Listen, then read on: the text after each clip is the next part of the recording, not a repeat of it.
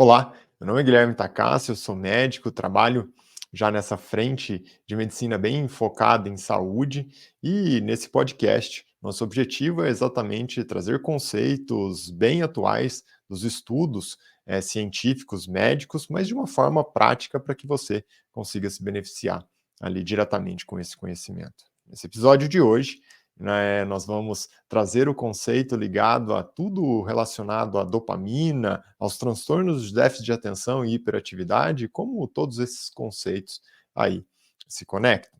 Então, para começar a nossa linha de raciocínio, eu quero trazer para vocês aqui, como que está essa questão da epidemiologia, com a frequência, com que frequência as pessoas ali se apresentam com esse diagnóstico. Então, hoje, nós sabemos, por exemplo, que em torno de 5, 10% das crianças, têm algum sintoma, um possível diagnóstico para um déficit de atenção, uma hiperatividade.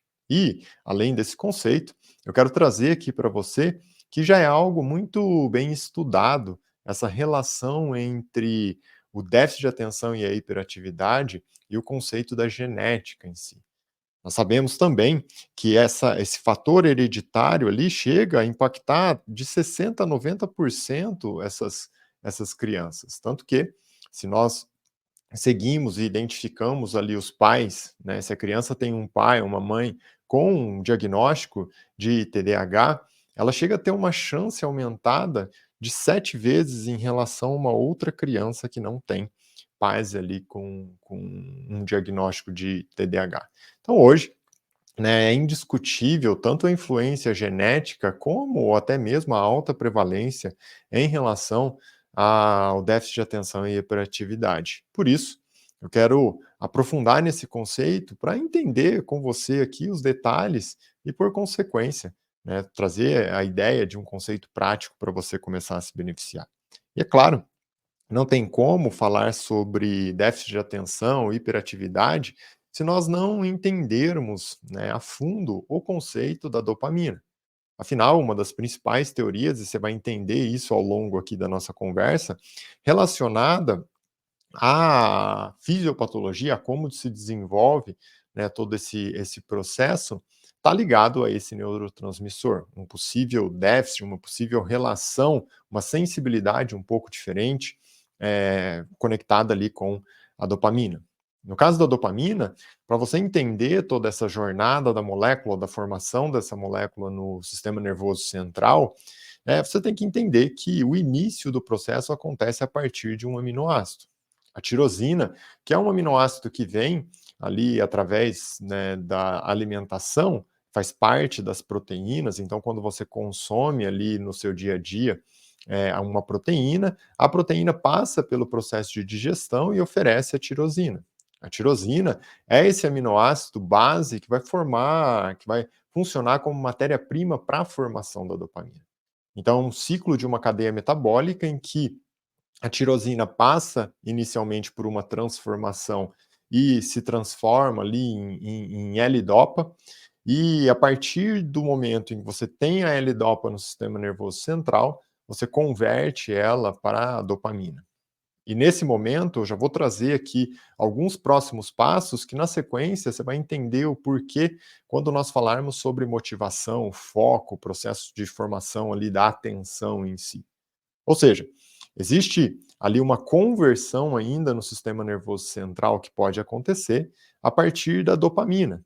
A dopamina pode se transformar em noradrenalina lá no sistema nervoso central e até mesmo um outro passo que normalmente acontece em algumas glândulas do seu corpo, principalmente nas glândulas suprarrenais que ficam logo acima dos rins, em que a noradrenalina ela é convertida para adrenalina. Então é todo esse ciclo em que começa lá com a tirosina, depois L-dopa, depois dopamina, depois noradrenalina e ao final adrenalina.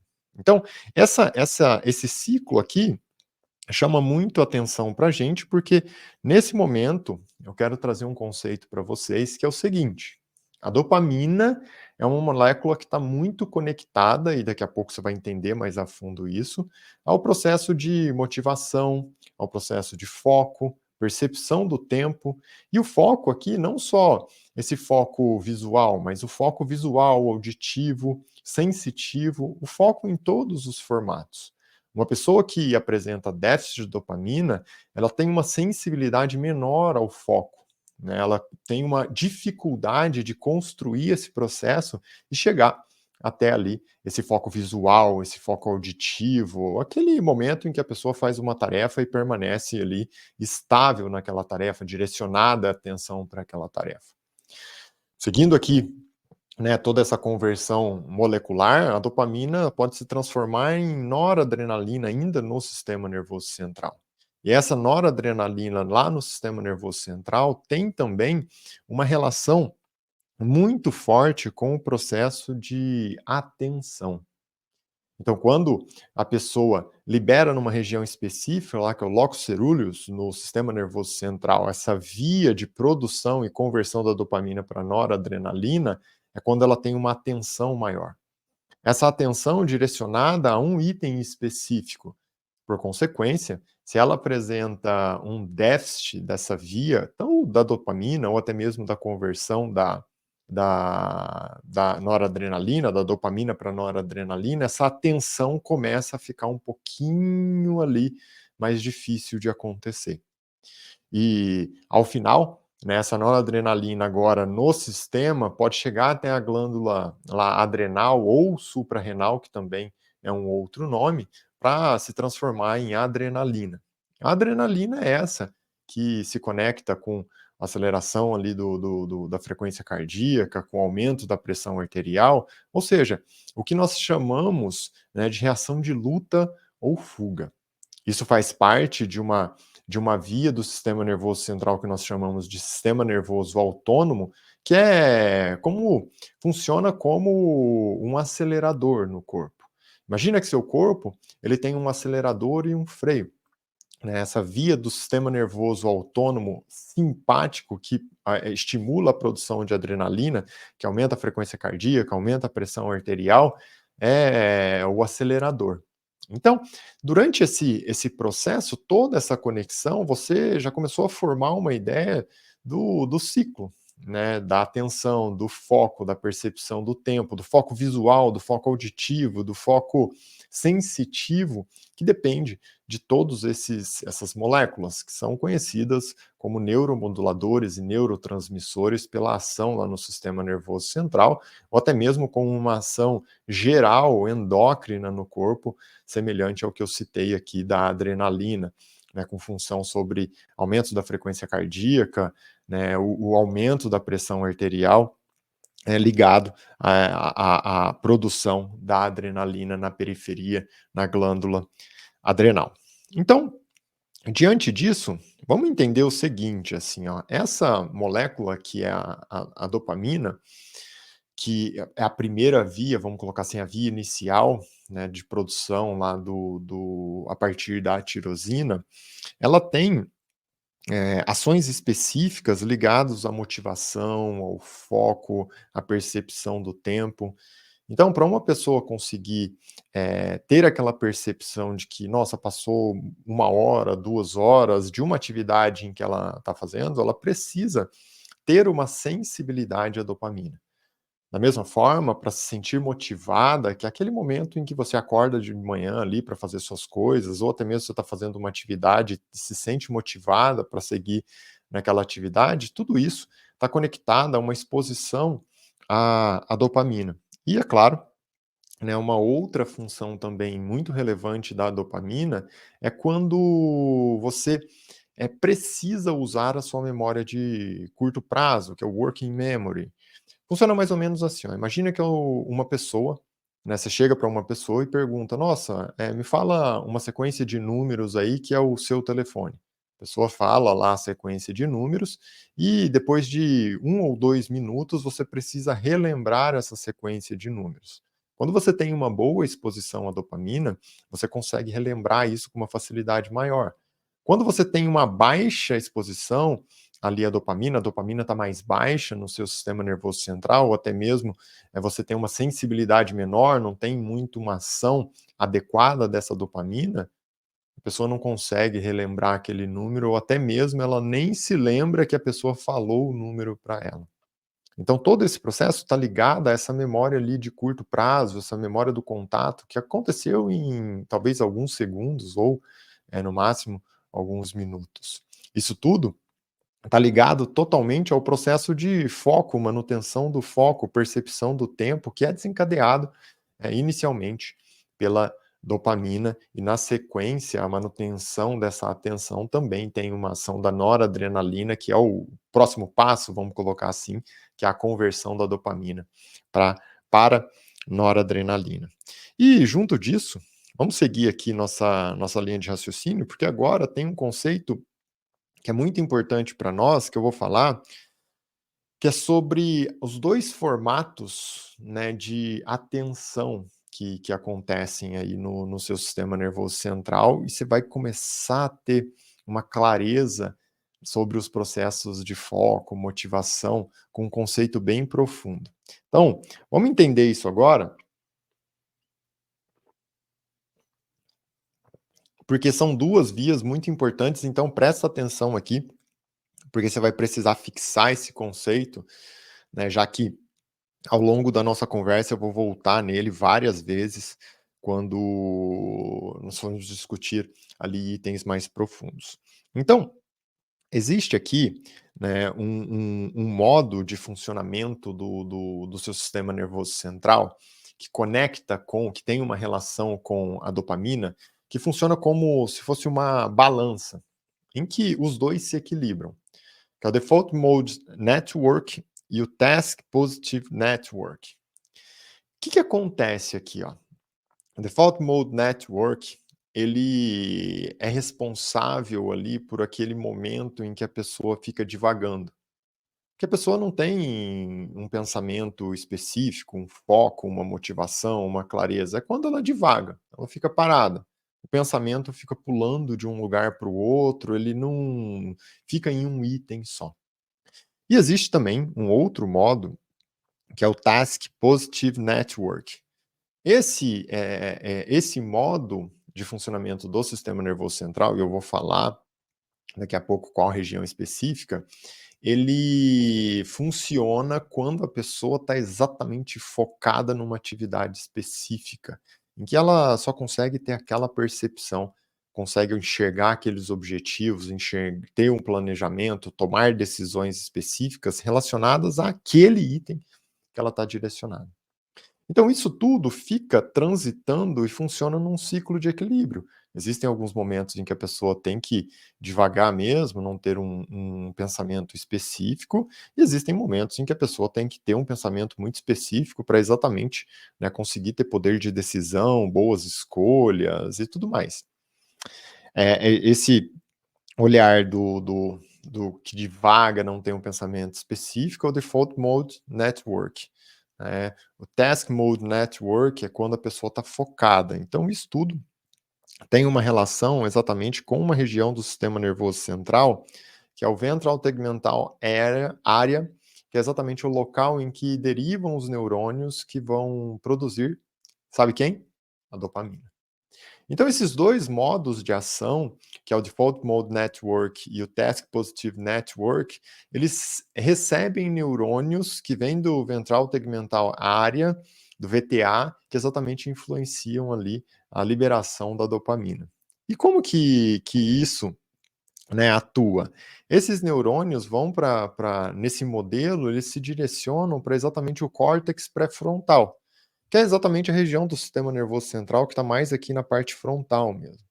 Esse córtex, né, pré-frontal é aquele que envolve poder de decisão, capacidade de foco, capacidade de escolha, que determina todos esses itens que nós citamos anteriormente, quando você tem uma boa exposição ali à dopamina. Então, quando nós olhamos para o córtex pré-frontal aqui, para uma região mais lateral, nós estamos falando do Task Positive Network. Quando nós olhamos para uma região mais interna, mais medial, nós estamos falando do Default Mode Network. Então, a região mais lateral do córtex pré-frontal, para onde se derivam esses neurônios que vão liberar dopamina, estão mais associadas àquela capacidade de foco, né, que é o Task Positive Network. Quando nós olhamos para a região mais interna, mais medial, é para onde direcionam esses neurônios ali que vão liberar a dopamina, que estão associados ao Default Mode Network, que é o momento em que a pessoa fica divagando. O que acontece aqui, ó? Quando nós temos essa percepção da liberação da dopamina, o que se sabe em relação a uma pessoa que tem uma boa função? Ela tem uma sensibilidade adequada e tem uma dopamina num nível adequado. Isso faz a pessoa, né, conseguir transitar entre os dois lados. Porque se ela aumenta a dopamina acaba inibindo aquele default mode network, ou seja, que é o pensamento que a pessoa fica divagando, e ativa o task positive network, que é exatamente o momento em que a pessoa foca, que a pessoa se sente motivada, que a pessoa consegue direcionar a atenção específica ali para uma atividade. No entanto, se nós avaliarmos uma pessoa que tem TDAH, o déficit de atenção, e aqui é até interessante, né, porque parte do diagnóstico do TDAH envolve exatamente você avaliar o quanto essa pessoa se sente motivada, o quanto essa pessoa consegue focar, o quanto essa pessoa tem comportamento ali que é um pouco mais impulsivo. Nós percebemos que essas pessoas, elas apresentam ali uma base, uma dosagem basal de capacidade de produção de dopamina mais baixa. Então, se essa pessoa tem uma quantidade menor, vamos colocar assim, de dopamina ali no sistema nervoso central, quando a dopamina sobe, o que ela faz? Ela ativa, né, o Task Positive Mode. E quando ela está numa dose mais baixa, ela deixa atuar quem? Default Mode Network. Default Mode Network é exatamente aquela região em que a pessoa fica divagando. Se no TDAH a pessoa tem uma quantidade menor de dopamina, ela fica muito mais exposta ao Default Mode Network. Ela fica muito mais exposta a essa chance de ficar divagando de um lado para o outro. Então está mais ativo aquela região do córtex pré-frontal que é medial, que é exatamente, né, essa região em que a pessoa vai ficar divagando e não vai focar. Quando essa pessoa ela tem ali uma boa exposição à dopamina, ela consegue produzir dopamina de forma adequada, a porção mais lateral do córtex pré-frontal, que é o Task Positive Network, fica mais ativa, por isso ela consegue focar.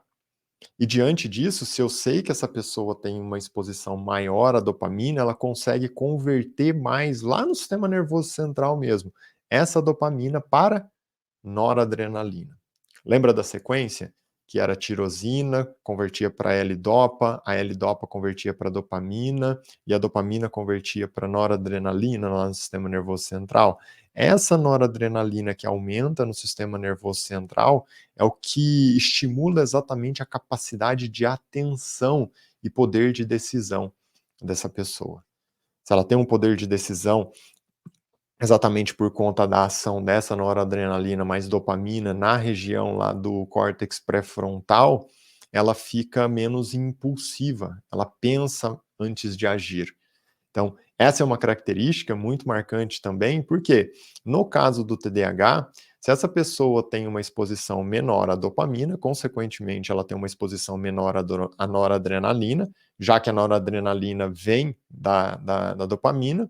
Se tem menor exposição à noradrenalina, o que vai acontecer? A atenção, o pensar antes de agir dessa pessoa fica mais baixo, essa capacidade. Se essa capacidade está cada vez mais baixa, a pessoa tem um comportamento que impulsivo, que é um dos fatores marcantes no caso do TDAH. Então, ter um conhecimento exatamente dessa característica entre essas regiões anatômicas do sistema nervoso central, em que nós falamos a partir do VTA, que é o ventral tegmental area, ele liberam os neurônios ali que vão atuar no córtex pré-frontal para estimular a liberação de dopamina. No caso do TDAH, a pessoa tem uma liberação menor, uma sensibilidade menor à dopamina, e por isso a porção mais medial do córtex pré-frontal, que é onde está o Default Mode Network, fica mais ativa do que a porção mais lateral do córtex pré-frontal, que se trata exatamente do Task Positive Network. Por isso, né, no caso do TDAH, essa pessoa ela fica menos, tem uma chance de ser menos motivada, tem uma chance ali considerável de ter uma capacidade de foco menor, ter uma capacidade de tomar decisões ali com uma maior dificuldade, por isso o comportamento mais impulsivo. Seguindo nossa linha de raciocínio, eu também tenho que trazer aqui para você que, no caso, quando a pessoa tem uma exposição menor à dopamina na porção ali do córtex pré-frontal, o que acontece é que, por consequência, a capacidade de planejamento e pensar antes de tomar a atitude vai ficando cada vez mais comprometida. Isso principalmente pela ação da noradrenalina, né, já que a noradrenalina vai ser convertida na mesma via da dopamina, a partir inclusive da dopamina.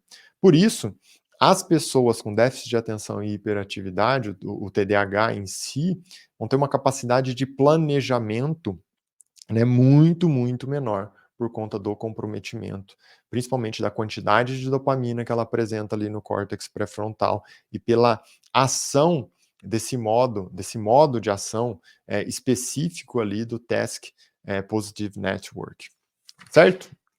Vamos seguir aqui nossa linha de raciocínio para exatamente a gente entender um conceito, porque agora você deve estar se perguntando assim, nossa, mas eu já ouvi aqui uma vez sobre o hiperfoco. Como assim? Se uma pessoa tem dificuldade em focar, como que ela pode ter um hiperfoco? Porque me falaram que o TDAH ali pode apresentar um hiperfoco e isso não faz muito sentido. Então vamos entender aqui que você vai construir exatamente o raciocínio e ter uma percepção clara do porquê que acontece o hiperfoco.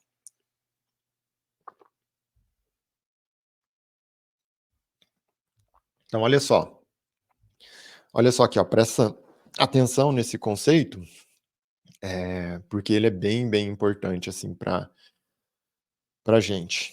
Então imagina o que normalmente acontece no caso das pessoas que têm TDAH, quando ela desencadeia um processo que chega até o hiperfoco. Porque, aparentemente, né, faz sentido esse raciocínio, já que nós sabemos agora que essa pessoa com déficit de atenção, com hiperatividade, ela tem uma exposição menor ali à dopamina e à noradrenalina.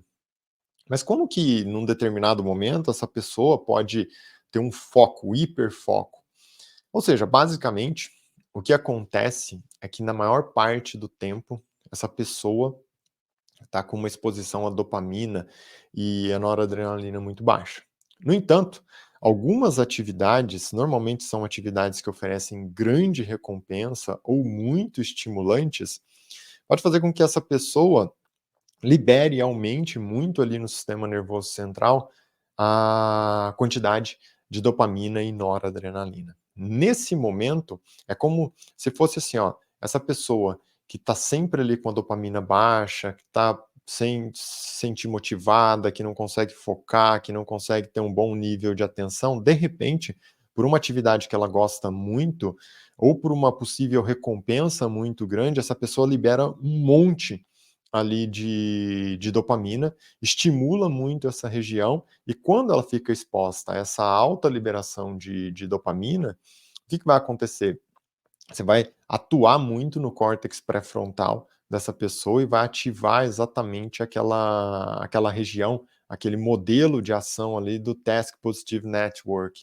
Então essa pessoa vai focar muito naquilo que ela tá fazendo. Se ela ali, vamos até colocar entre aspas assim, foi economizando, economizando, economizando essa dopamina e de repente libera tudo isso, ela fica muito mais sensível naquele momento a todo esse processo. Então, esse foco, né, que era para ser um foco, se transforma num hiperfoco. Essa motivação se transforma numa hipermotivação. A percepção do tempo, até mesmo que a dopamina atua também, a pessoa se perde no tempo, porque ela até esquece do tempo, de tão estimulado que está essa região. Então o hiperfoco aumenta muito, né, o TPN, que é o Task Positive Network, inibe muito também, suprime muito o Default Mode Network, o DMN. Nesse momento, essa pessoa está totalmente ali, né, ela mergulha naquela atividade que ela começa a fazer. Então isso é relativamente comum no caso de uma pessoa que tem TDAH, ela não consegue focar em nada, não se sente motivada, mas de repente oferece uma atividade que ela gosta muito daquela atividade, ou até mesmo tem uma atividade em que ela sente que vai ter uma grande recompensa, ela atua de uma forma muito intensa ali, desencadeia esse ciclo de uma grande, atuação da dopamina no córtex pré-frontal, que na prática, né, nós chamamos ali do hiperfoco. A pessoa esquece do tempo, fica totalmente mergulhada naquilo, olha só para aquilo, 100% focada naquilo, que é, né, um exagero. Sai daquele momento em que não tinha foco, atenção para nada e entra e mergulha totalmente, ultrapassa ali uma barreira em que ela nem consegue perceber há quanto tempo ela está ali, que é exatamente o hiperfoco. E isso é relativamente comum de se acontecer nessas pessoas que têm essa exposição, normalmente um pouco mais baixa, ali à dopamina. Então, diante dessa linha de raciocínio também, pessoal, eu quero trazer aqui para vocês alguns conceitos que são importantes, nós vamos voltar a falar mais disso também, mas imagina só, se essa pessoa, né, tem ali uma exposição menor à dopamina e ela transita ali entre, nossa, falta de foco, um déficit de atenção e de repente hiperfoco, o que pode acontecer também com essa pessoa é durante esse processo, principalmente em que ela se perde, não consegue, ter uma boa exposição à dopamina, não consegue ter foco, não consegue ter atenção, tal, a tendência, ela existe ali uma chance maior, uma tendência a buscar coisas que podem estimular ali mais a liberação dessa dopamina. Por isso, muitas vezes se fala, né, e traz o conceito mesmo, isso é real, das pessoas com déficit de atenção, hiperatividade, o transtorno em si muito bem diagnosticado, com chance aumentada de buscar ali até mesmo substâncias ilícitas para aumentar essa exposição à dopamina, já que a pessoa começa a sentir ali os efeitos, né, que são efeitos muito duros ali, negativos mesmo, dessa dopamina mais baixa, dessa falta de dopamina lá que atua exatamente na formação do foco, ou até mesmo da conversão para noradrenalina que vai desencadear ali o poder de decisão, a atenção em si. Então vale também, né, relembrar esse conceito que está totalmente alinhado com tudo isso que nós falamos sobre exatamente a formação molecular e o conceito, né, o mecanismo de ação lá no córtex pré-frontal. Agora, vamos entender aqui um pouquinho mais a fundo sobre como, né, os hábitos de vida podem influenciar diretamente, todo esse conceito do déficit de atenção, da hiperatividade, da dopamina em si lá no corpo. Então, vamos falar um pouquinho de como a dieta, por exemplo, a alimentação pode influenciar, né, os casos ali do déficit de atenção e da hiperatividade. Então, olha só, isso daqui tem um estudo bem interessante, né, em que se avaliou o seguinte. Eh, pegam pegaram um grupo de crianças, né, exatamente com um diagnóstico, óbvio, com um diagnóstico sério, um segmento bem claro, de avaliação ali para exatamente se fazer o diagnóstico dessas crianças e chegar ao conceito ali do real, transtorno de déficit de atenção e hiperatividade, um diagnóstico adequado. E seguiram essas crianças e foram exatamente avaliar assim, vamos ver o quanto, né, a alimentação, a dieta influencia nessas crianças e foram testar exatamente, dosagem ali no sangue para ver os alimentos que essas crianças, né, em si do grupo ali do TDAH, apresentavam algum grau de sensibilidade. Então a produção de imunoglobulinas lá do sistema imune contra determinados alimentos, para se entender ali, nossa, vamos ver se esse alimento aqui, como que ele influencia, se essa criança tem algum grau de reação imune contra determinados alimentos. Daí se chama isso, né, de uma construção de uma dieta oligoantigênica. Porque exatamente, você identificou os alimentos que têm algum efeito deletério, que atuam no sistema imune dessas crianças, e daí vamos começar a excluir esses alimentos. O que que foi feito, né? E foi feito esse exame e aqui no segmento dessas crianças se excluiu ali esses alimentos, que são alimentos potencialmente ali, ruins, vamos colocar assim, para essas crianças, que geram um efeito negativo, já que estimulam o sistema imune, trabalham nessa via, que é uma via aí que não é interessante. Durante o segmento, o que que se percebeu? Essas crianças, quando você retira esses alimentos, 62% dessas crianças reduziram os sintomas para TDAH. Olha o tamanho do impacto disso, pessoal. Então, quando você começa a retirar os alimentos que não fazem bem para essas crianças, você melhora muito os sintomas do TDAH. Então, óbvio, nós sabemos que o TDAH tem uma grande influência genética, que o TDAH é muito prevalente no mundo hoje, que um filho de pais com TDAH ele tem 7 vezes mais chance de desenvolver o TDAH. Tudo bem, nós temos esse conceito ali da genética e isso é indiscutível, já está muito bem estudado. Mas o que eu quero trazer aqui para vocês é exatamente o conceito da epigenética, que existem fatores muito fortes para exatamente, né, estimular e trabalhar ali de uma forma marcante esse conceito da genética em si. A genética isolada não tem tanta força como quando, por exemplo, né, você pega a genética e coloca um fator ali muito pesado sobre ela, que é a própria ideia da epigenética. Então, essas crianças lá que têm já uma chance aumentada e consomem alimentos que são alimentos ruins aqui para elas, você vê que elas pioram muito. Tanto que, quando você retira esses alimentos, elas apresentam ali 62% de redução dos sintomas de TDAH. Então, essa criança que não está conseguindo focar, essa criança que fica impulsiva, essa criança que está hiperativa, tudo isso começa a melhorar quando você trabalha essa dieta. É só a dieta? Não é só a dieta, é um conceito muito amplo. Nós vamos falar de outros itens e estudos aqui, mas nós temos clareza, e isso é indiscutível, que a dieta influencia muito. E daí, nesse mesmo estudo, nós vamos olhar mais a fundo para entender assim, nossa, beleza, a dieta influencia ali, melhora os sintomas, mas o que que acontece, né? Basicamente, a dieta, quando você tira esses alimentos que ficam sobrecarregando o sistema imune, você melhora um padrão inflamatório, oxidativo e um ciclo de glicação no corpo dessas crianças. Então, ó, inflamação, oxidação e glicação. Quando você começa a melhorar isso, como que de fato isso tem influência no caso dos sintomas do TDAH? Nós sabemos que quando uma criança está glicando, está inflamada e está oxidando, a barreira hematoencefálica dessa criança tem uma permeabilidade pior. Basicamente é assim, ó, a barreira hematoencefálica é o que protege o sistema nervoso central dessa criança de tudo.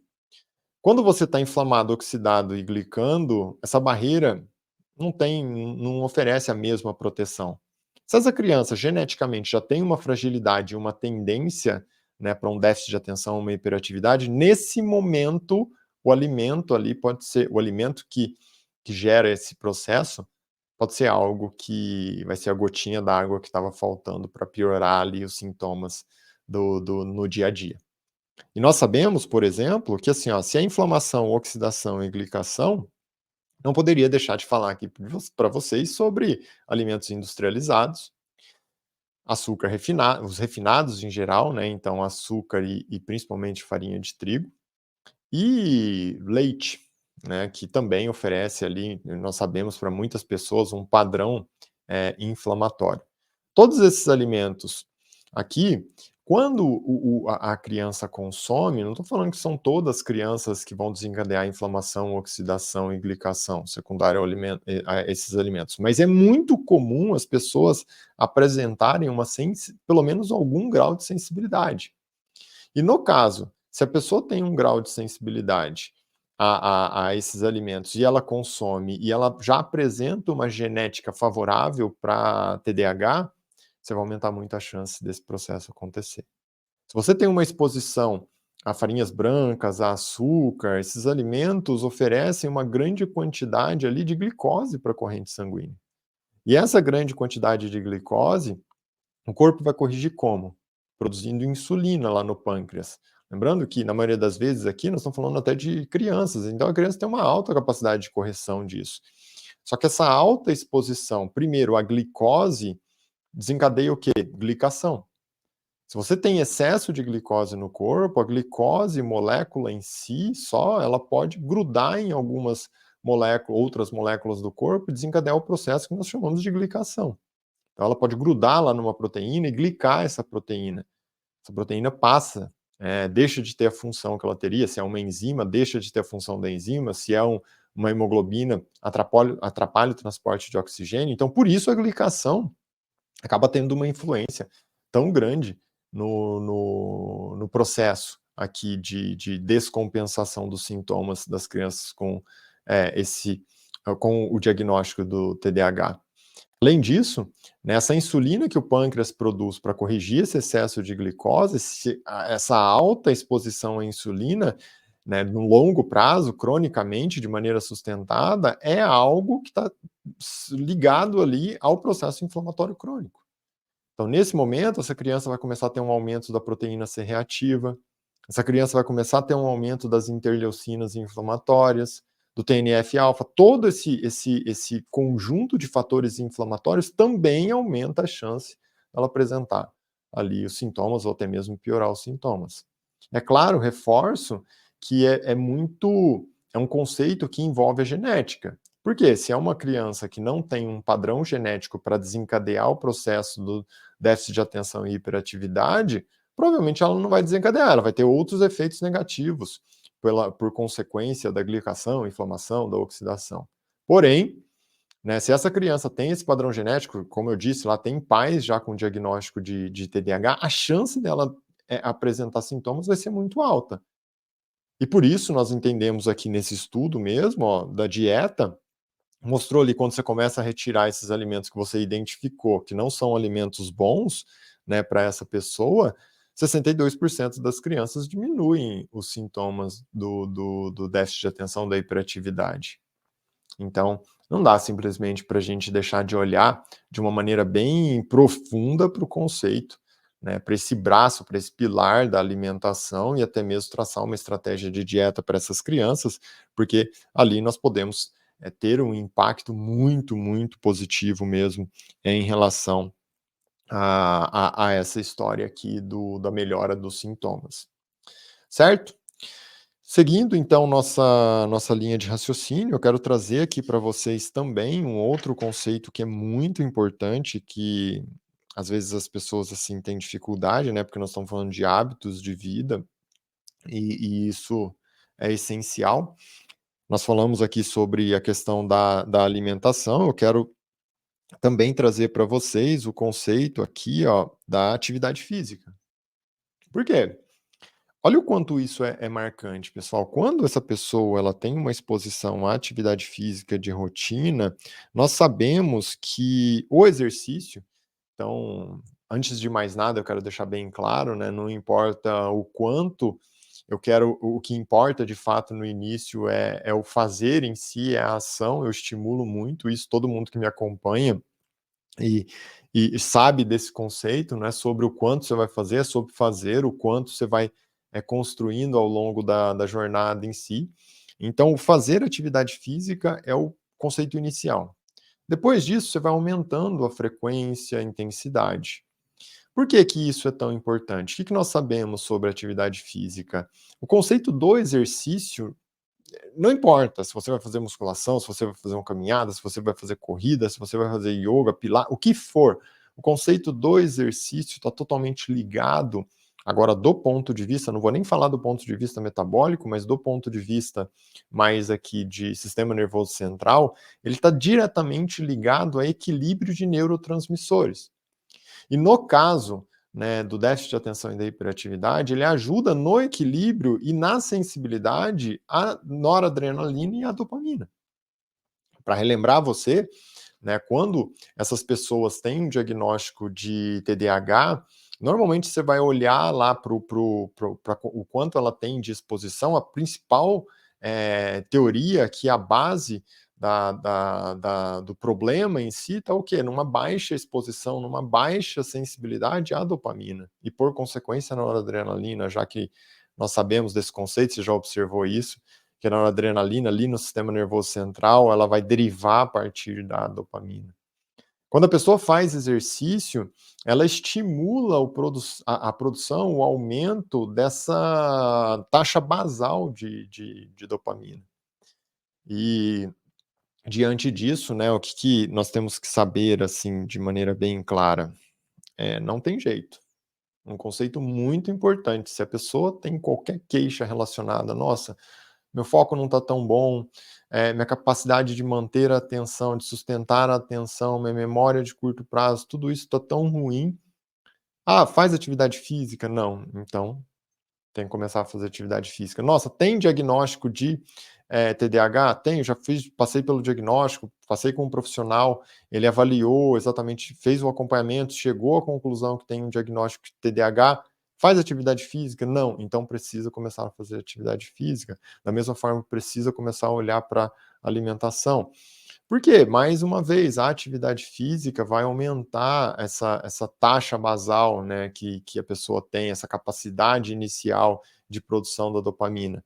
E se nós já temos clareza que todas essas pessoas têm uma exposição menor, tudo que pode aumentar a exposição ali a esses neurotransmissores é muito importante para as pessoas. Então, muitas vezes você vai ver uma criança que tem um problema enorme ligado ali à atenção na escola, capacidade de foco, não está indo muito bem na escola, essa criança começa a praticar um exercício, até tem ali já um diagnóstico de TDAH, mas ela começa a praticar um esporte, fazer um exercício, ela melhora muito esses sintomas. Junto disso, imagina só se você vai lá e soma uma melhora de um padrão desse pilar da alimentação, como nós acabamos de discutir ali na dieta oligoantigênica, que tem estudo mostrando uma redução ali muito expressiva dos sintomas nessas crianças. Dessa forma, você vai progredindo ali o resultado, né, sem dúvida nenhuma, com itens básicos, conceitos práticos. É o que eu falo muitas vezes, a gente começa a pensar sobre itens extremamente específicos e esquece de conceitos básicos ligados à rotina de vida que vai desencadear ali um processo com um resultado muito positivo. E são coisas que, assim, somadas ao final, podem trazer ali uma mudança de vida enorme para essas crianças ou até mesmo para esses adultos que apresentam o diagnóstico do TDAH. Um outro conceito também, que é importante, eu quero trazer para vocês, que às vezes, assim, as pessoas esquecem, né, porque como eu disse, o básico, muitas vezes a gente deixa passar, porque fica pensando no extremamente avançado, mas esse básico, ele é muito relevante, ainda mais quando você começa a somar várias coisas ali que são, entre aspas, até básicas, mas as pessoas não praticam. Então, a saúde intestinal, ela é muito importante exatamente porque boa parte do estímulo e do equilíbrio entre neurotransmissores que estão no sistema nervoso central estão conectados totalmente com a saúde intestinal.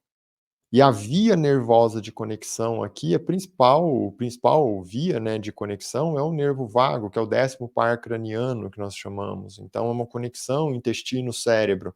Isso, hoje já se fala muito, mas eu quero reforçar esse raciocínio, porque com frequência eu vejo as pessoas discutirem itens super profundos sobre tratamento para TDAH, tratamento para ansiedade, depressão, e esquecem disso, de uma boa saúde intestinal, porque existe a conexão intestino-cérebro, assim, essa conexão está ligada ali o equilíbrio dos neurotransmissores, que são essas moléculas, então dopamina, noradrenalina, serotonina, lá no sistema nervoso central, e tem relação direta com o intestino.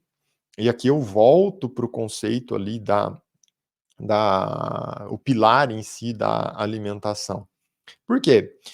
Nesse caso aqui, pessoal, a saúde intestinal, ela depende diretamente de como é o padrão alimentar dessa pessoa, né. Eu acabei de conversar com vocês sobre a questão da inflamação, da oxidação, da glicação, que vem basicamente através ali da alimentação, mas eu também quero trazer aqui um conceito, para vocês relacionado a exatamente como, né, acontece ali na vida dessas pessoas, essa relação intestino-cérebro, essa conexão ali, né, para você consequentemente começar a quebrar essas barreiras que podem piorar ali a sua saúde intestinal.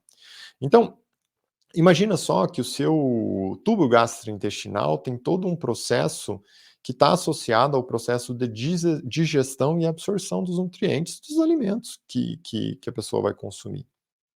Então, todos os nutrientes que são bons para o corpo, né, para sua vida, vêm a partir dos alimentos, em que você precisa ter uma boa capacidade de digestão e absorção. Então, existe até aquele conceito que muitas vezes as pessoas colocam, né, de que você é o que você come, mas na realidade é um conceito antigo, mas importante você entender que é assim, ó, você é sim o que você come, o que você consegue digerir e o que você consegue absorver. Então, o processo de digestão começa lá já na cavidade oral, antes mesmo de você começar a mastigar, porque ao olhar para a comida, ao pensar na comida, o processo de preparação do tubo gastrointestinal já começa a acontecer. E aí, quando você pega esse alimento, coloca ele na cavidade oral, começa a comer de fato, ali liberam enzimas, existe um pH adequado, esse alimento que está ali na cavidade oral que você mastiga, ele passa pelo esôfago, chega no estômago, tem uma outra fase de digestão no estômago, já que a primeira fase já começou na boca. Do estômago passa para o intestino delgado, e aí o processo de digestão vai desenrolando, e lá nas porções mais distais do intestino, você terminou a digestão e agora vai absorver esses nutrientes. Aqui vem um detalhe que agora eu preciso aprofundar um pouco mais com vocês, que assim, ó, a digestão, o processo de absorção, né, na sequência do processo de digestão, que vai acontecer lá no intestino, depende da sua barreira intestinal. Por quê? Porque não necessariamente são coisas ruins que você vai absorver, isso também pode ser um fator aqui, mas às vezes você vai absorver um alimento que não era para ser absorvido, porque não passou por um processo de digestão adequado anteriormente. Vou dar um exemplo para você. No seu sangue, quem circula é aminoácido. Por exemplo, a própria tirosina, como eu descrevi lá para vocês no início, né, já que a tirosina é um aminoácido que vai lá para o sistema nervoso central, vai desencadear todo um processo ali metabólico para formar a L-dopa, depois da L-dopa a dopamina, depois a dopamina e assim por diante, como nós conversamos já desde o do início. No entanto, se você tem um segmento ali no seu sangue de proteína, ou proteína é uma coisa que desencadeia um desequilíbrio gigantesco no seu sistema imune, lembra?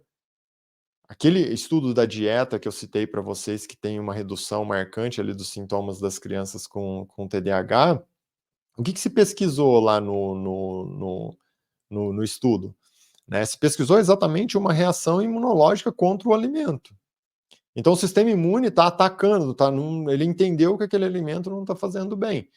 E muitas vezes não é porque o alimento em si, mas porque o intestino está deixando passar para o sangue um segmento daquele alimento que não era para estar no sangue, como eu acabei de citar. Você tem que ter aminoácido no sangue, não um segmento de proteína, né? Afinal, nós sabemos que o aminoácido vem da proteína, mas no sangue, o aminoácido, o corpo entende como algo totalmente natural, totalmente normal. Seu sistema imune não vai reagir àquilo. Mas se é um segmento de proteína que está no sangue, seu sistema imune vai reagir a isso, e aí você consegue identificar, por exemplo, lá num teste que envolveu aquela questão ali da dieta oligoantigênica. E nesse momento você deve estar se perguntando assim: "Nossa, tá, entendi. Então, por que que passou para o sangue esse segmento de proteína, por exemplo, e não o aminoácido, que era o que deveria ter passado?" Porque basicamente, imagina que assim, ó, existem várias células que são bem próximas, assim, lá no seu intestino. Essas células são bem próximas exatamente para não deixar passar para o sangue o que não era para passar. Para passar só aminoácido, aqui ó, estão bem próximas. No entanto, uma coisa que pode acontecer aqui, ó, é o seguinte, ó, quebrar e aumentar esse espaço entre as células. Quando quebra isso daqui nós chamamos de gap junction. Quando quebra isso daqui, né, nós falamos que rompeu o gap junction. E aí pode acontecer o quê? Um vazamento. Nome disso, leak gut. Começa a passar para o sangue o que não era para passar. E reforço, não necessariamente é algo ruim. Pode passar um segmento ali de um alimento que não passou por todo o processo de digestão, porque talvez a digestão já está ruim lá no início, lembra? Porque começou lá na boca, passou para o estômago, tudo aquilo. Então, olha o tamanho da influência. E isso ativa seu sistema imune. E esse sistema imune descompensado, né, aumenta aquela taxa inflamatória, oxidativa, além de desequilibrar diretamente ali a quantidade, né, o equilíbrio entre os neurotransmissores. Além desse conjunto de fatores aqui que eu citei para você, também agora que quebrou a gap junction, pode começar a passar coisa que não era para passar, que é ruim mesmo, né? Que ali são segmentos de bactérias, toxinas bacterianas, tudo isso pode passar para o sangue e piorar mais ainda essa reação imunológica, piorar mais ainda esse estado inflamatório. E aí vem a pergunta, né? Nossa, mas se o meu intestino naturalmente ele é todo integrado e de repente ele quebra e começa a deixar passar para o sangue e desencadeia toda essa reação imune, por que que isso acontece? Aí vem a questão, assim, ó. Existem alimentos hoje muito conhecidos que são responsáveis por essa quebra de barreira intestinal. Um dos alimentos principais aqui, talvez o principal, é exatamente um alimento que tem uma molécula específica, que é a gliadina, e a gliadina quebra essa barreira intestinal, né, desencadeia tudo isso que nós falamos. Quem que é esse alimento? Trigo.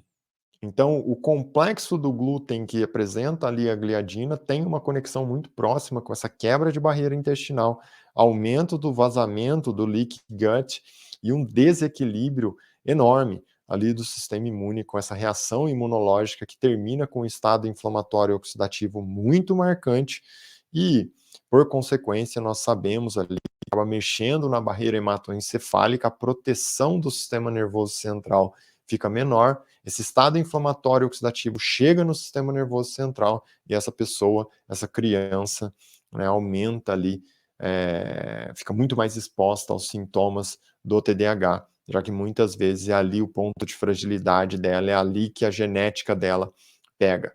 Mas chama sua atenção antes de mais nada, essa genética isolada sem esses fatores, talvez ali teria uma manifestação muito menor ou até mesmo não teria uma manifestação. Então, esse fator aqui, né, do sistema, da barreira intestinal, ele é super presente, nós temos que entender isso, eu reforço aqui para você, isso é um conceito essencial, e aí junto, né, vou citar aqui alguns outros alimentos, junto ali do trigo, do complexo do glúten, nós também não poderíamos deixar de falar, principalmente do açúcar e do leite, que é muito comum esse tipo de reação. Como você vai ter certeza disso? Normalmente, quando você segue e observa padrão inflamatório, né, de sistema imune que essas crianças podem apresentar em relação a esses alimentos, ou até mesmo você faz um estudo genético para ver se essas crianças apresentam algum grau de polimorfismo negativo, né, que prejudica ali a exposição a glúten, a exposição a leite, a exposição a açúcar. Então, um exame isolado falando que essa pessoa não tem ali doença celíaca não significa, reforço, que essa pessoa não tem nenhum efeito negativo, por exemplo, ao glúten. Não é, o doutor Alessio Fasano tem muitos estudos que mostram isso, não é só a pessoa que tem doença celíaca que tem um efeito negativo do glúten. Existem vários exemplos e tipos de padrão genético que a pessoa tem sim um efeito negativo em relação ao glúten, apesar de não ter a lesão da doença celíaca ou da dermatite herpetiforme. Então, a melhor forma de seguir isso é conseguir avaliar tanto o padrão de sistema imune lá num exame de sangue, um exame genético e conseguir observar todos esses dados. Mas já trago aqui de antemão para você que se a pessoa tem, a criança, enfim, tem um diagnóstico de déficit de atenção e hiperatividade, vale muito a pena reduzir a exposição a glúten, leite e açúcar progressivamente, não vai tirar de uma vez também, porque muitas vezes é uma criança, é muito complexo se construir um novo hábito, mas vale muito a pena você começar a reduzir isso, já que nós sabemos, né, que esses sintomas eles são diretamente proporcionais à frequência e à quantidade que você está exposto, e vai reduzindo e observa como essa criança responde, junto disso vai faz o segmento ali com os exames para conseguir observar de uma forma mais profunda em relação a essa questão genética, essa questão imune, porque sem dúvida, todo esse padrão inflamatório, oxidativo e de glicação que acontece prejudica muito essas pessoas, né, como o próprio estudo aqui mostrou, que 62% das pessoas, dessas crianças, quando você retira esses alimentos que têm um fator imune envolvido, melhoram muito os sintomas do TDAH. Isso é muito, muito marcante. Certo, pessoal? Daí, seguindo aqui nossa linha de raciocínio, é muito comum, né, nós nos perguntarmos agora e sobre o tratamento medicamentoso, né? Quando vale a pena, quando não vale a pena, o que se tem de tratamento medicamentoso? Vamos entender isso mais a fundo também. Então, olha aqui, ó.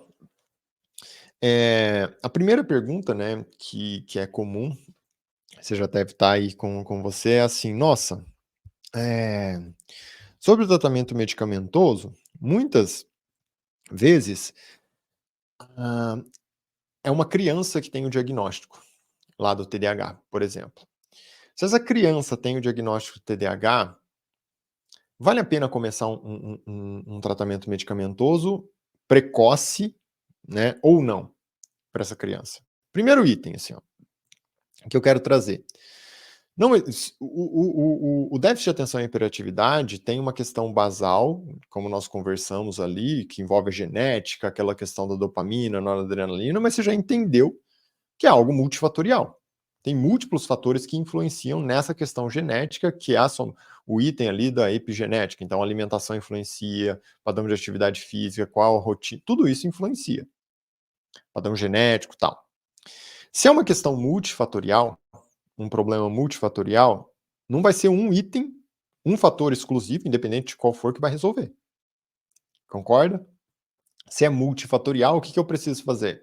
Eu preciso trabalhar múltiplos fatores. E aí eu vou trazer uma notícia muito boa aqui para você, que é o seguinte: se você vai trabalhar múltiplos fatores porque se trata de uma condição multifatorial, qual que é a notícia boa? Você não precisa já começar fazendo muito de nada. Você precisa fazer um pouquinho de tudo. Então, qual que é a estratégia aqui, ó? Nossa, vamos olhar ali para alimentação? Ah, mas tem um alto consumo de farinha branca, um alto consumo de açúcar, um alto consumo de alimentos industrializados, ou seja, tem vários alimentos aqui que desencadeiam uma questão imunológica. Vamos começar a diminuir um pouquinho esses alimentos. Não precisa tirar tudo de uma vez. Vai diminuindo um pouco. Lembra, é multifatorial. Ah, e a questão de atividade física? Essa criança é uma criança ativa, faz exercício? Como que é? Não, é uma criança sedentária. Então vamos começar a adicionar algum tipo de atividade física, expor essa criança a algum exercício para exatamente melhorar toda essa questão, né, de equilíbrio entre dopamina e noradrenalina, porque nós sabemos que o exercício atua de maneira direta nisso. Ah, como que é a saúde intestinal dessa criança? Vamos começar a melhorar essa saúde intestinal, equilibrar mais esse intestino, comer mais comida natural, melhorar um processo de digestão, porque isso vai começar a melhorar a questão ali do leaky gut, daquela gap junction que foi quebrada, porque no final nós também entendemos e temos clareza que toda aquela questão imunológica influencia nos neurotransmissores e existe uma conexão intestino-cérebro ali, principalmente via nervo vago. Trabalhando todos esses conceitos é uma base.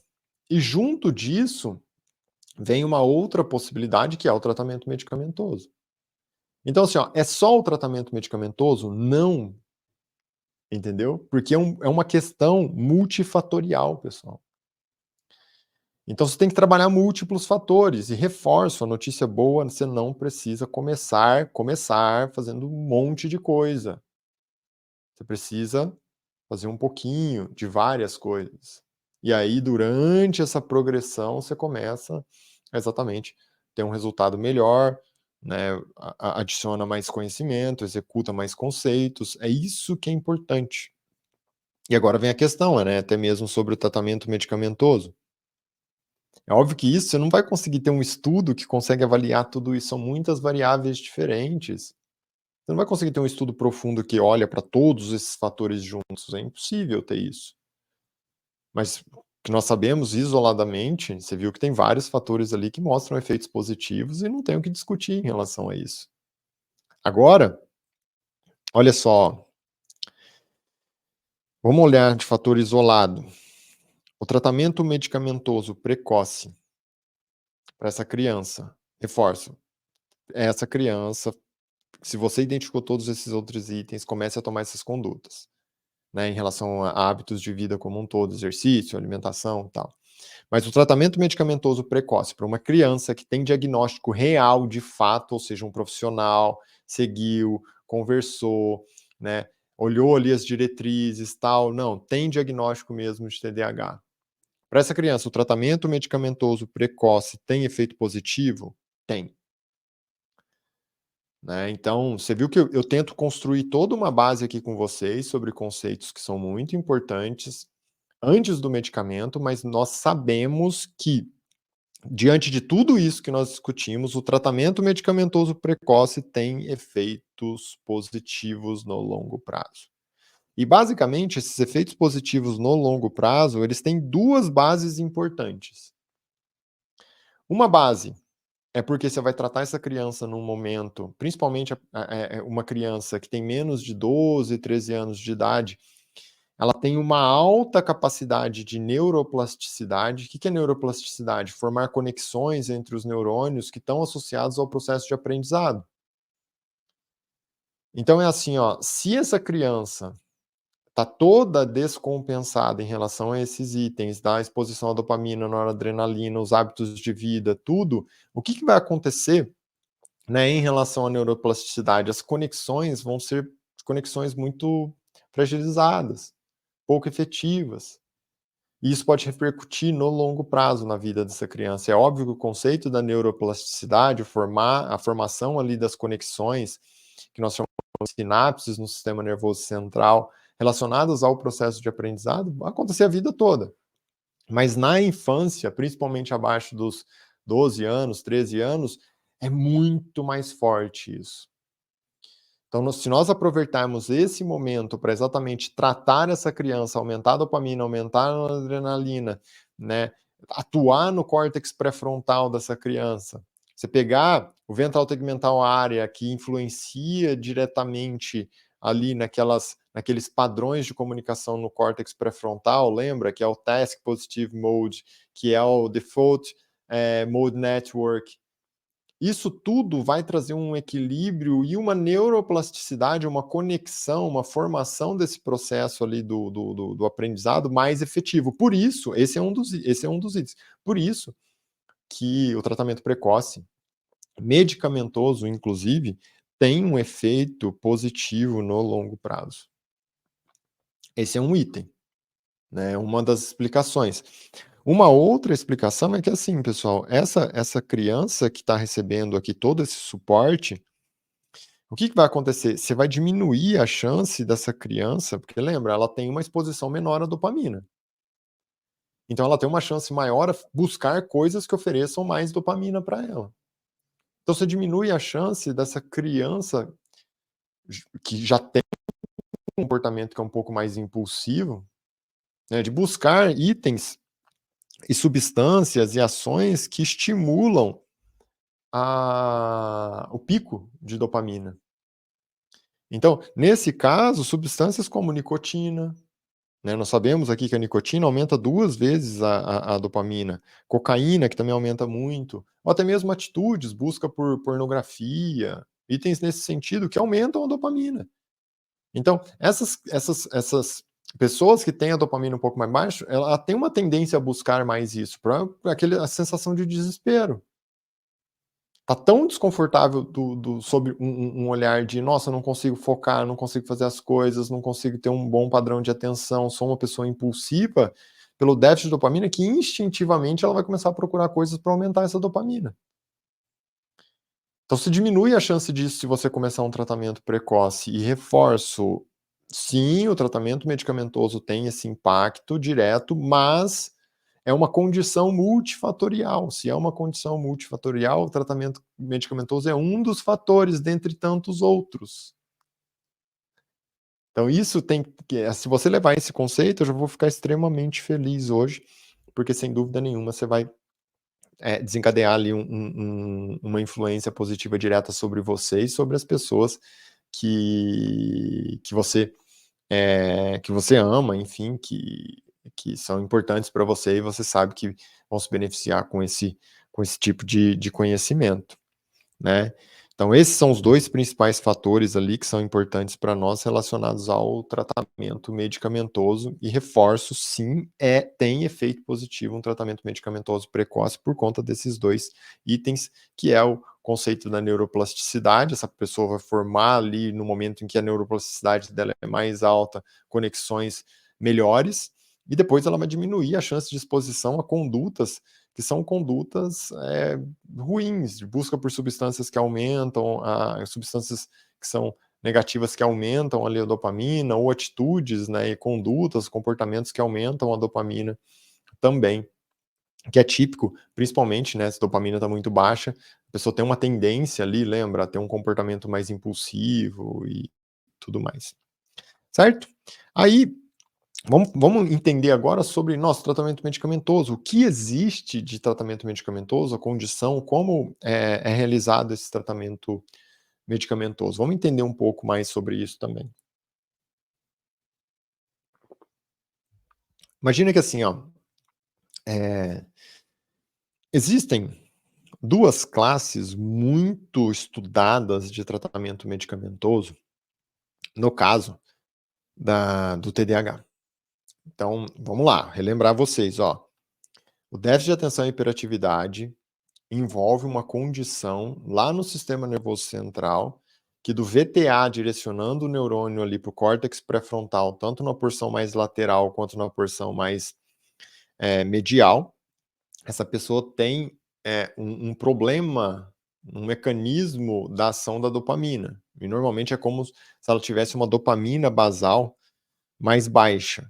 Por consequência, se a noradrenalina vem da dopamina, ela também tem uma exposição menor a noradrenalina. Então, essas moléculas influenciam diretamente, no caso da dopamina, influenciam o quê? A motivação dessa pessoa, a influência, a derivação desse neurônio do VTA para a porção mais lateral ali do córtex pré-frontal, que vai atuar naquele mecanismo do task positive mode, e aí a pessoa vai conseguir ter um foco maior. Esse foco maior também vai fazer com que ela consiga trabalhar melhor a memória dela, vai atuar nas emoções e conseguir equilibrar as emoções. Quando essa dopamina converte ali para noradrenalina, ela melhora também a capacidade de manter a atenção, a percepção do tempo. Isso tudo lá no sistema nervoso central, no córtex pré-frontal, por essa derivação do ventral tegmental área para o córtex pré-frontal, né, que são aquelas 2 derivações, os 2 modos de ação lá, o Default Mode Network e o Task Positive Network, né. Então, isso daqui tá bem claro, nós conversamos sobre esse conceito. Que essa pessoa precisa então? Ter uma boa sensibilidade à dopamina e noradrenalina, uma boa produção. Quando ela não tem, ela apresenta ali o déficit de atenção, a hiperatividade, né, um comportamento mais impulsivo, não consegue focar. que é secundário ali, até mesmo está dentro do leque de itens que se observa para fazer o diagnóstico do TDAH. Os medicamentos, então, um primeiro grupo aqui é o grande representante, é o metilfenidato, né, e ele atua exatamente inibindo a recaptação de dopamina e noradrenalina. Então é uma forma direta de aumentar a dopamina e a noradrenalina lá no sistema nervoso central dessa pessoa. E por isso, tem um efeito muito positivo no tratamento. Essa pessoa que antes tinha dificuldade para se motivar, foco, concentração, tomada de decisão, percepção do tempo, tudo isso melhora, começa a ter efeito positivo. E existem também, né, outra classe, outro grupo de medicamentos que são os derivados, as anfetaminas em si, e elas inibem a recaptação de dopamina e noradrenalina e aumentam a liberação também de noradrenalina e dopamina. Então essas duas classes de medicamentos atuam exatamente nessas moléculas que é a dopamina e a noradrenalina e por isso tem um efeito muito positivo, no tratamento, quando nós pensamos nesse fator do aumento ali da dopamina, da noradrenalina pela via medicamentosa, tanto ali pela inibição da recaptação ou até mesmo estímulo da produção. Esses são os 2 principais grupos de medicamentos que têm tantos efeitos. Certo? Então, ao longo de toda aqui a nossa trajetória, a nossa linha de raciocínio, nós iniciamos ali entendendo de onde vem a matéria-prima para se produzir dopamina. Na sequência, né, você conectou o porquê, a importância da dopamina sob o ponto de vista de foco, concentração, depois da noradrenalina, sob esse ponto de vista também ali da atenção, da tomada de decisão. Onde isso acontece lá no sistema nervoso central, então a base de onde surgem esses neurônios e para onde eles vão, então lá do VTA, o ventral tegmental área, derivando para o córtex pré-frontal. A partir disso, nós entendemos o que acontece numa pessoa que tudo isso está equilibrado, para ter uma percepção que a queda da exposição, a queda da sensibilidade à dopamina e à noradrenalina, né, estão totalmente conectadas ali com o déficit de atenção e hiperatividade, seria a contramão. E com todo esse conceito, nós entendemos como itens relacionados ao dia a dia influenciam diretamente nessa cadeia metabólica, nesses mecanismos de ação. Desde um padrão alimentar, uma influência da atividade física, né, alimentos em geral, saúde intestinal, conexão intestino-cérebro, e terminamos exatamente com essa percepção ali do tratamento medicamentoso, as melhores vias, o que é um conceito de um padrão multifatorial, uma influência multifatorial, como trabalhar multifatores e, dentre esses fatores, o próprio tratamento sintomático com o uso dos medicamentos e também conversamos sobre as principais classes, tanto a classe representada pelo metilfenidato quanto as anfetaminas. Então, todo esse conceito é um conceito que, sem dúvida nenhuma, agora que você tem ele em mãos, você vai conseguir usar ali a seu favor, e esse é o principal objetivo desse podcast. Então, muito obrigado pela companhia de cada um de vocês. Não esquece que a sua primeira riqueza é a sua saúde. E até a próxima, pessoal.